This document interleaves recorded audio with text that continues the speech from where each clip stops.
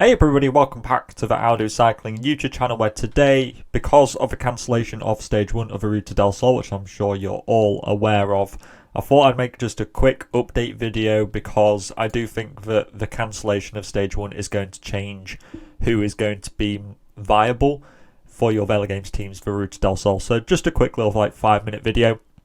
I think that the cancellation of Stage 1, which was going to be the more GC orientated stage, which was then going to allow you to get lots of daily GC points for the rest of the race. Because of the removal of that, it means that the pure GC guys are probably not that great. I think that notably Boitrago is now less of a good pick than he was before.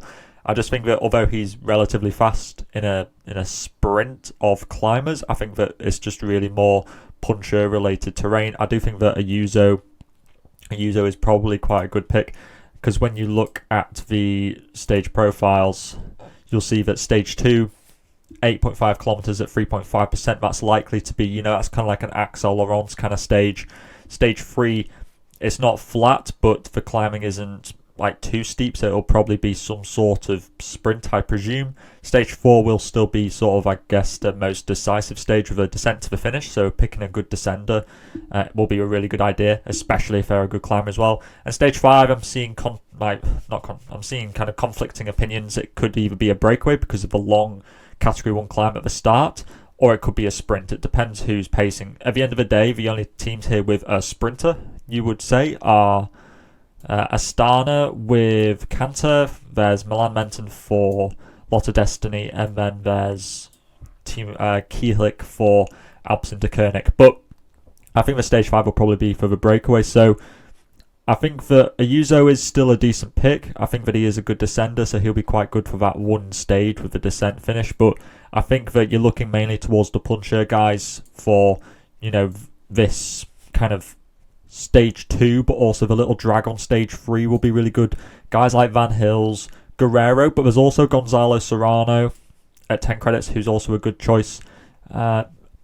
Cantor, possibly. Van der Laan, I think, is a good one, considering that Decathlon Lefay got removed, so I think that Van der Laan will probably make these finishes, and he'll be quite a good one.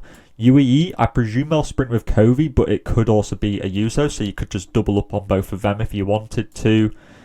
And Laurent, I think, is also a good pick now. So yes, that's pretty much it. Focus on the more puncher guys. If you wanted to go with a sprinter, you got Menton and Cantor. I would probably say Cantor's a little bit better, just because he's 2 credits cheaper.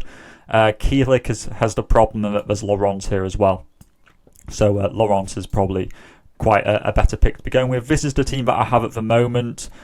Of course, it could still change. I could try and get Ayuso in here, but I quite like having the multitude of options here in terms of having many riders inside the top 10.